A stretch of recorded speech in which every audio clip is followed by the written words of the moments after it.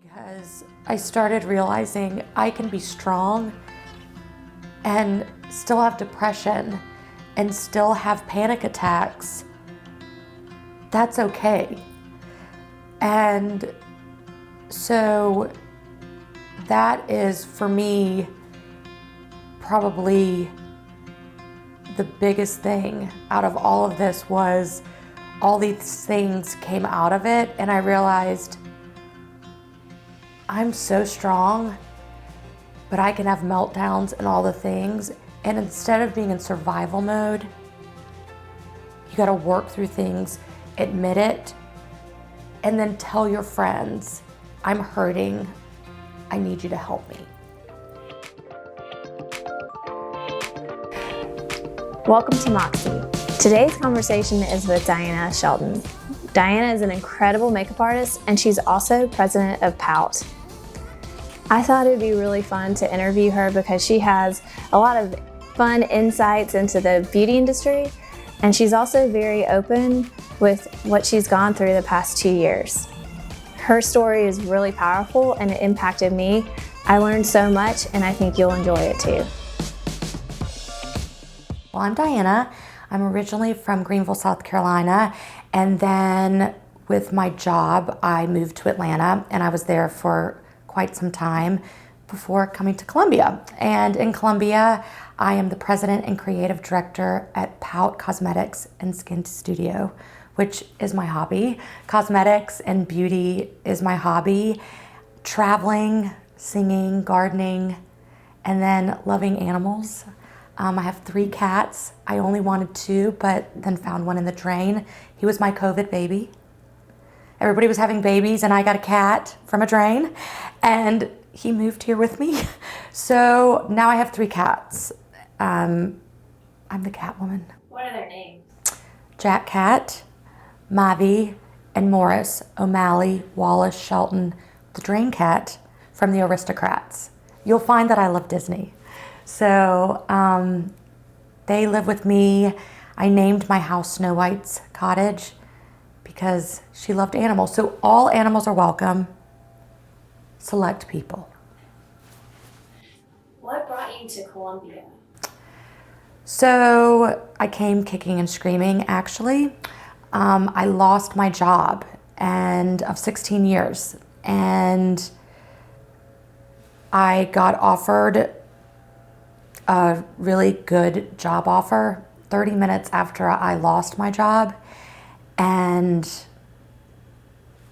I didn't know if I was going to take it or not, but I had to think about it and realize, what am I going to do with my life? And with that job offer, I had to move to Colombia. And so here I am. What were you doing for 16 years? What was that job? Yeah, so I worked with Stila Cosmetics. I was their senior account executive and their global educator and artist. So I traveled all over doing artistry, educating. I felt I was very much the brand because I was old school Stila. And honestly, I thought that's where I was going to be until I decided to retire.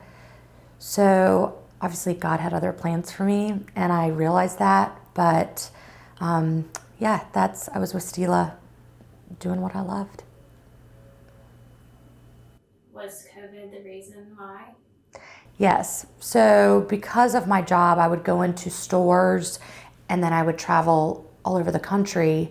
And since we couldn't do that, obviously it was a smart business decision, right, to lay off field teams. So I knew it was coming. I didn't really know when. So when it happened, it was a shock, but it also wasn't. I think it actually felt good when it happened because I was waiting every day. And so I was always waiting for the shoe to drop. And so when it happened, I was really upset, but I kind of felt relief to know there was some sort of an answer. After the relief, were there any dark moments or struggle of leaving something you've known for 16 years to go do something still in the same field, but a new place, a new everything. Yeah, I was already, I think I had already started struggling with depression because I was by myself in Atlanta. And so I was isolated. And in the job that I had, I was with people all the time and I was always on the go. So I was never, the only time I was seated was when I was going to sleep. So the hardest part, first of all, was not being around people. And all of a sudden it was like, oh, this is great. I can kind of take a break. And then all of a sudden, when you're by yourself, you don't see anybody, the fear of you're by yourself, you're alone. It makes you start questioning, should I have gotten married, and should I have done all these things? Where did I go wrong? And so I think that's started some depression, but I think I ignored it because I'd really never dealt with that. And so I just thought, oh, I'll be fine. It will go away. And that's where I started doing a lot of artistry. It was my relief of really pushing myself to do work that I've never tried to do before. And so my artistry really grew during the pandemic. I would post a look almost every day, or I would start doing videos. So that was kind of my therapy. And so the depression went away because I was doing something else. I was kind of masking it. And then when I realized things were not getting better, and then I lost my job, the depression started getting worse, and then anxiety started creeping in. And, all of a sudden I lose my job, I get a new job, but that required me to pack up my home, find a home, move, worry that my animals weren't going to do well, and do all of this in a matter of a couple months. And so I was dealing with the depression and the anxiety, but I think I went into survival mode because, again, I'm just sweeping under the rug because I had so much to do. And I think that once I got to Colombia, I got to a new job, and it was, yes, in cosmetics, but it was something totally different. That's when I started getting to a really dark place. I missed Atlanta. I missed my friends. Stila was my identity. And I didn't really know how to do life without her. And I remember talking to people, and their reaction was, you're strong, you've got this. And so I just stopped talking about it. And I just kind of started spiraling out of control. And I got to the point where I couldn't go in a grocery store because I was having severe panic attacks. To come into work, it was awful. And I realized then, okay, you've got to do something. You have to talk to somebody because you can't keep doing this. And so that's where life started shifting for me, because I started realizing I can be strong and still have depression and still have panic attacks. That's okay. And so that is, for me, probably the biggest thing out of all of this. Was all these things came out of it, and I realized I'm so strong, but I can have meltdowns and all the things. And instead of being in survival mode, you got to work through things, admit it, and then tell your friends, I'm hurting. I need you to help me. I'm sorry. I didn't mean to cry. No, I know. Still talking about it is hard. It's still very fresh. Yeah. Yeah. When you say that you talked to someone, did you go find a therapist, or did you rely on friends and family? What would that look like? So I did both, but I've been so fortunate to have amazing mentors.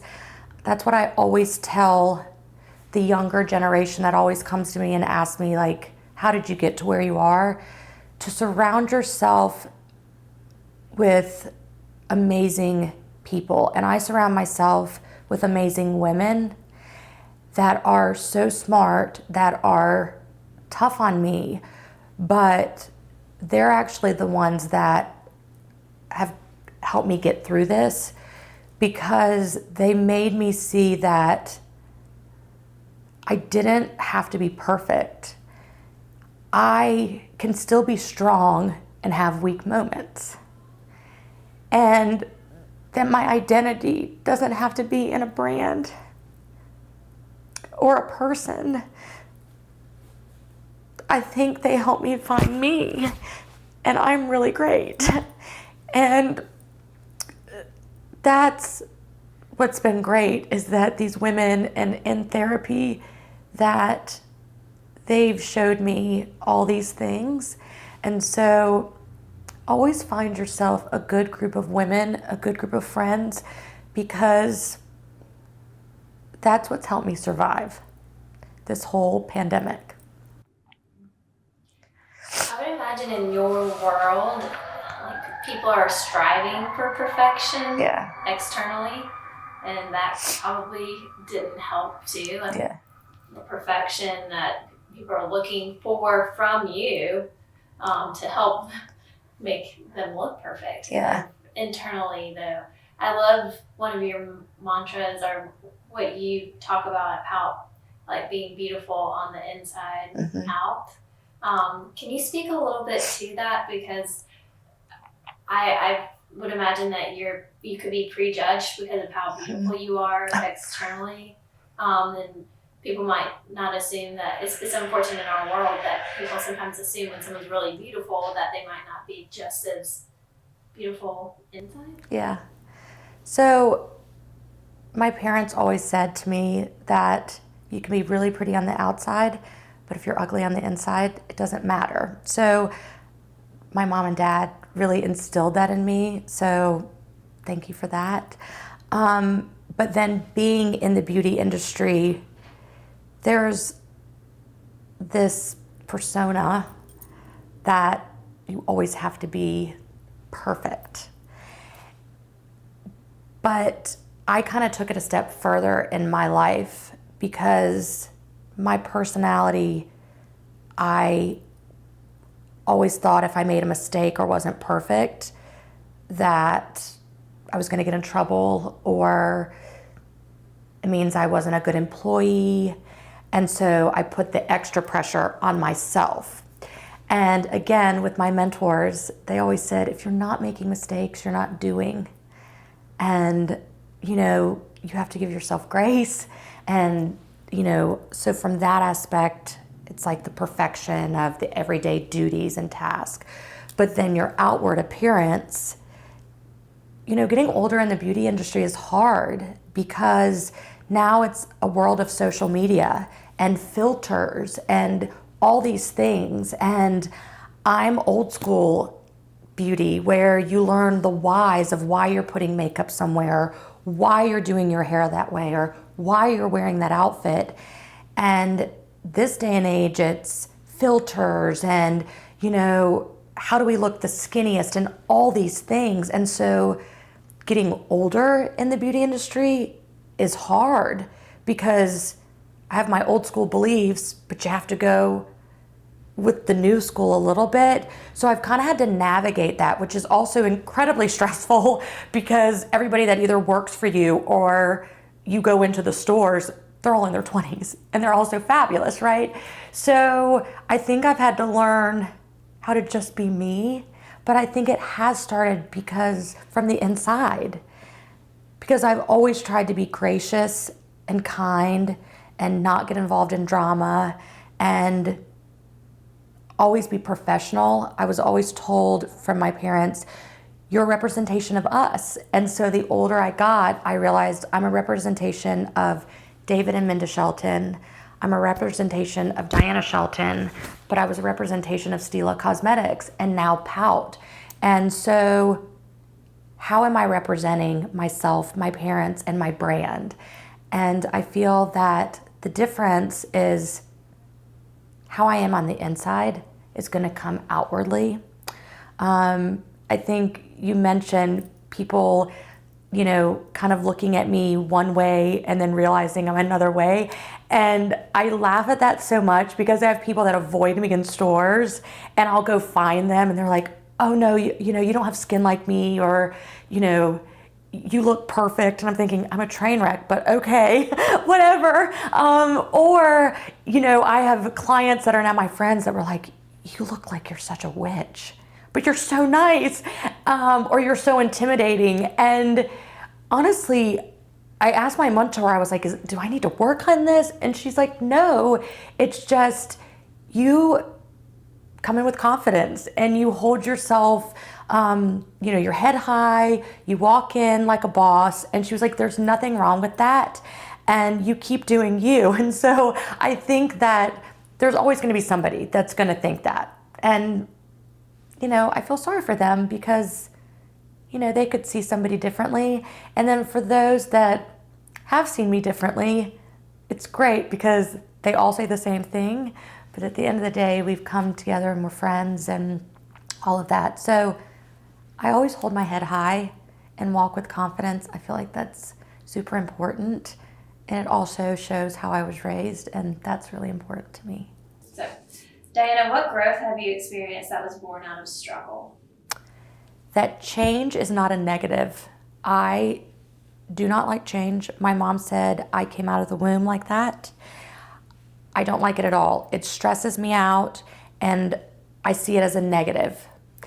And what I found is it's positive. And I would have never left Stila, ever. And Pout's where I'm supposed to be. And so in all of this, the depression, the panic attacks, I've made the wrong decision, pack your house up, you're going back to Atlanta, and you'll figure it out. All those moments of doubt, I learned that if you're not changing, you're not growing. And that was something for me that was an aha moment. So it's not negative anymore. And I think that's really cool. What tips would you give other women that are going through, growing through something similar as you have gone through and continue to go through? One day at a time. I hate when people say, give it time. Time changes everything.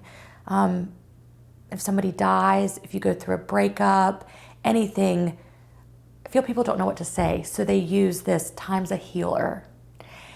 And I've never liked that because I felt it was just something people said.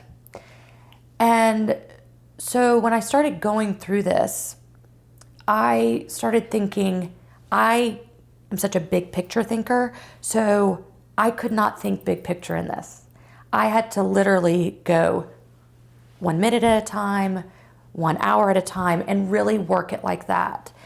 And so for me, when I was really in the weeds of it, I thought, okay, put both feet on the ground today. If you want to go back to bed, that's okay, but put both feet on the ground today. And then the next day, I'd say, you're not going to cry as much today. And so if you take it little by little, one day at a time, or however it works best for you, whether that be an hour, it doesn't matter. Make it in such small increments where you feel that you've accomplished what you were supposed to do that day. And I know that's harder for people that think big picture. That's what my job is. I have a plan A through double Z, right? But I couldn't do that. So I had to think plan A. And then you just work through it. And then you're eventually going to go, okay, 1 week from now, I'm not going to be here. 1 month from now, I'm not going to be here. 1 year from now. And when I gave myself those increments, and I look at what I wrote in my book, I journal a lot, I've made so much progress. And so time doesn't change everything, because I'm always going to feel grief, because losing my job was a death. I'm always going to grieve what COVID did. But right now, this time last year, I was a basket case. And so to me, time doesn't heal things, but what time does is it kind of moves you forward little by little, where you're going to remember the hurt. You may grieve all the time, but you can look back and go, well, I'm not crying as much. I'm smiling a little more. So take it day by day. Cry as much as you want, and then one day you won't be. And that's my best advice. Really good advice. So Moxie is all about women that are courageous and they face their fears and move towards their fears and through them. What is one of your Moxie moments? Well, losing my job. And at 41, when everything was going down, I'll be 43 in April, my entire life, just everything changed. From my job, doing my artistry for ESPN, doing New York Fashion Week, all my extracurricular stuff, everything went away. Like, everything. And it was scary, where I was like, where's my money gonna come from? I have to pay rent, all the things. And that was scary. It was my fear. And knowing, okay, in my industry, no one's hiring. What's my plan B? But the best thing that happened the day I lost my job, the Blanchards, Melissa, who founded Pout, she called me, and she had really been keeping in contact with me through COVID because she knew what I was struggling with. So she would call me, and I'd be outside listening to a podcast, and we would have a 4-hour conversation. And it was great. And she was one of really the only people that knew what I was going through. And so when I told her I'd lost my job, and I was really upset, and I couldn't talk to her at that moment, she sent me a text that said, "The world is your oyster, and this oyster wants you."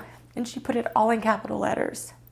I will never forget that, because Stila brought me Pout. Without Stila, I wouldn't have Melissa and Joe and Pout. What full circle that she watched me work for 10 years. And she chose me to run this business that was really special to her. And when she wrote me that text, I will never forget that. I'm going to actually have it printed, because who says that? That I had two people that believed in me so much that when everybody else was losing their jobs, when the cosmetic industry was literally non-existent, that Joe and Melissa hired somebody, moved me, and put me on payroll all in the same week. For me, that was overcoming a fear of trusting others with basically your life, but also overcoming a fear of change, unknown, all the things that are so uncomfortable to me. I overcame that out of the blue. It wasn't something that I wanted. But I really feel proud of myself. And, I love to read. I love anything World War II. And so I was reading this book, and there's this quote, and it said, "One foot in front of the other, my darling. It's how all journeys begin." I think that will always be my motto, because I had to put one foot in front of the other, and my journey began. And so through heartache came something really great. My depression's not gone. My anxiety is not gone.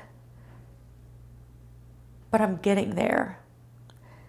And I just remind myself, one foot in front of the other, that's how all journeys begin. Yeah, thank you. But that's my story. Yeah. Yeah, beautiful. Thank you. Yeah, Thank you for letting us, yes. We're honored to be in this room with you, so thank you. I hope you enjoyed this conversation as much as I did. If you'd like more content from Moxie, please subscribe. Remember, today is a gift.